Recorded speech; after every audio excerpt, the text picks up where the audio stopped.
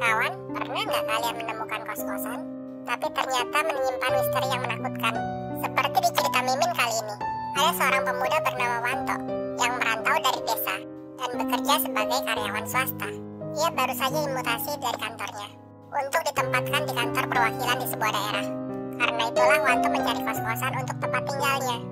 Walau sebenarnya kantor Wanto juga menyediakan mes karyawan, tapi Wanto kurang mendapatkan kenyamanan privasi karena kamar di mes sering ditempati beberapa orang untuk tinggal di dalamnya.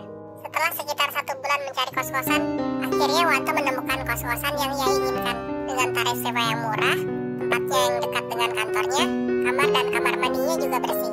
Walaupun posisinya sedikit jauh dari pemukiman warga, Wanto tidak mendapatkan informasi tentang kos-kosan ini dari internet atau aplikasi di smartphone maupun dari sosial media, tapi dari seseorang yang misterius yang ia temui di jalan, yang memberitahunya ada kos-kosan di ujung jalan sana. Padahal Wanto tidak memberitahu orang itu jika ia sedang mencari kos-kosan. Kos-kosan itu ternyata dijaga dan dimiliki oleh seorang wanita muda. Wanto membayar uang sewa untuk 2 minggu ke depan karena ia ingin menjajal kenyamanan di kos-kosan itu. Setelah wanita itu mencatat data yang ada di KTP Wanto, Wanto dipersilakan beristirahat di kamar yang sudah dipilihkan untuknya.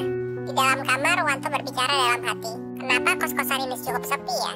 Sementara di tempat terpisah, wanita muda itu memperhatikan data yang ia catat dari KTP Wanto. Wah, bagus nih. Lahirnya Jumat lagi.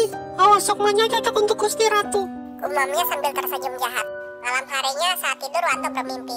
Ia didatangi beberapa orang yang berwajah pucat dengan lingkaran hitam di sekitar matanya. Salah satu dari mereka meminta Wanto untuk pergi. Salah satunya lagi menimpali, menjelaskan jika Wanto tidak pergi nasibnya akan seperti mereka. Pagi harinya Wanto terbangun. Ia merasa mimpinya semalam ada peringatan untuknya. Firasatnya mengatakan tempat kosnya ini tidak baik. Wanto pun mengemas barang-barangnya dan pergi. Ia kembali ke mes kantornya. Di mes, Wanto menceritakan apa yang ia alami pada salah satu rekannya, yang kebetulan bisa menerawang mata batin. Rekannya itu mengatakan Wanto beruntung untuk segera pergi dari tempat itu, karena di ujung jalan tempat kos-kosan itu sebenarnya kos-kosan itu tidak ada, hanya sebuah bangunan tua yang terbengkalai.